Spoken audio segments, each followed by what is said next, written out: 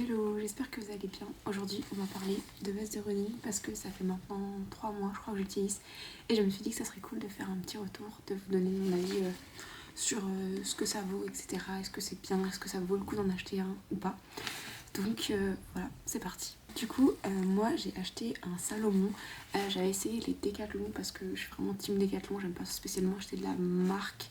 Sauf si vraiment la qualité est là, donc Salomon, parce que Salomon c'est vraiment des produits de super bonne qualité. Et du coup j'avais essayé la Decathlon, mais ils étaient un petit peu trop grands pour moi, même la taille plus petite, je trouve que ça tenait pas assez à la taille.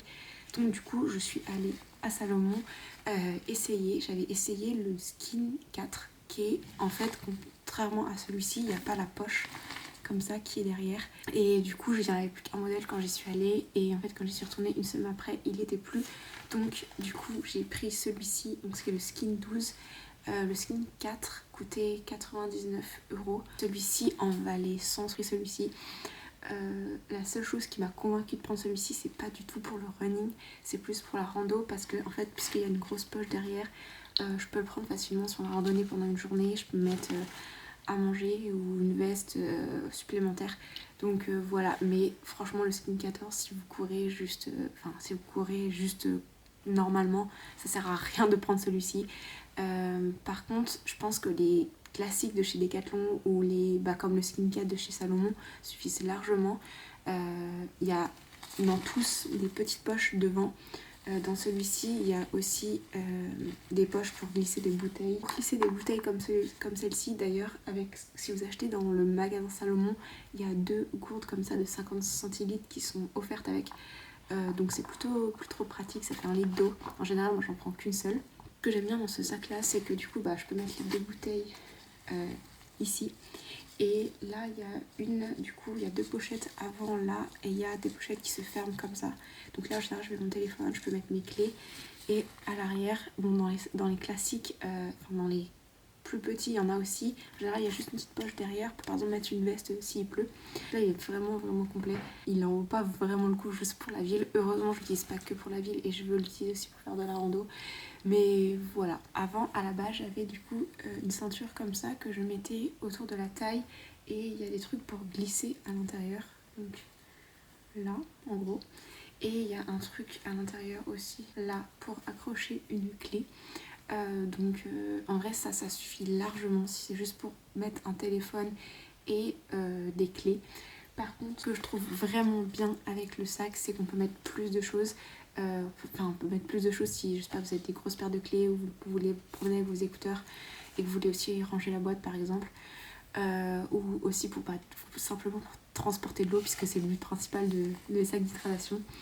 Moi j'aime beaucoup courir avec de l'eau et du coup j'avoue que avant j'avais ma petite bouteille qui s'écrase comme ça à la main et c'était pas forcément très pratique. Donc si vous aimez bien courir en ayant de l'eau, voilà, ça je vous le recommande, mais à 100%. Après, si vous avez l'habitude aussi de partir un peu loin ou de faire des plus grosses sorties, je trouve que c'est pas trop mal si, je sais pas, par exemple vous faites en ville et que vous devez prendre le métro ou vous devez prendre la voiture et que vous êtes un peu plus loin. Le sac d'hydratation est cool. Par contre, le seul inconvénient, c'est qu'il donne vraiment chaud. Je l'ai pas encore testé parce qu'il n'a pas fait très chaud. Mais je me dis que là, pendant l'été, ça va du coup bien tenir chaud parce que avec le derrière comme ça, là, qui est bien collé dans tout le dos. C'est le seul un peu inconvénient, mais franchement, si vous voulez courir avec de l'eau, je vous le conseille 100%. Et que vous soyez des petites ou des grandes sorties, c'est vraiment très pratique. Pour les filles qui courent quand elles ont leurs règles, je trouve qu'un sac d'hydratation c'est vraiment bien pour pouvoir transporter de l'eau parce que je sais pas si ça change en fonction des personnes, mais quand j'ai mes règles, je bois beaucoup plus d'eau et principalement quand je cours et ça m'évite d'avoir des crampes ou d'avoir des trop gros mal de ventre. Donc voilà, je trouve que le sac d'hydratation c'est bien pour ça. Ça peut paraître gadget un peu pour certaines sorties, mais ça reste quand même un très bon investissement. Courir régulièrement si vous courez avec de l'eau, si vous aimez bien faire des longues sorties, même de la marche, si à côté vous aimez bien les marcher, randonner et tout, ça peut être cool pour transporter sans avoir un gros sac. Donc un sac d'hydratation n'est pas seulement, un sac pour courir comme ça n'est pas seulement que pour la course, vous pouvez l'utiliser pour plein d'autres choses. Si vous voulez mettre 100 € dans un sac, les Salomon sont vraiment trop cool, sinon les Decathlon peuvent suffire. Par contre, je vous conseille vraiment d'essayer avant parce que moi, même les tailles les plus petite de chez Decathlon, je trouvais qu'elle me tenait pas assez au niveau de la taille. Donc pensez à essayer. Après plusieurs mois d'utilisation, je recommande vraiment beaucoup. Et c'est aussi pratique des fois quand j'ai des petites courses à faire et que je veux juste, je sais pas, je veux y aller quelque part en courant, je vais rentrer par exemple en vélo de la ville et du coup là je peux mettre ce que j'ai acheté et je peux facilement transporter.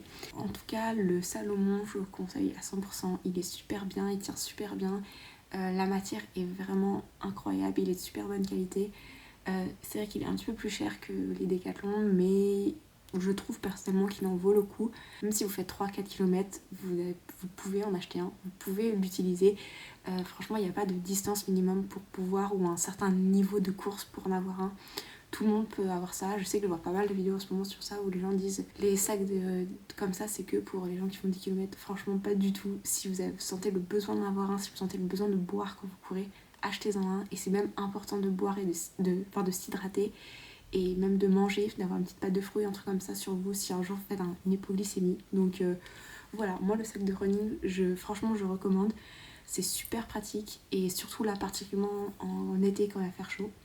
Donc voilà, merci d'avoir regardé cette vidéo et puis à bientôt.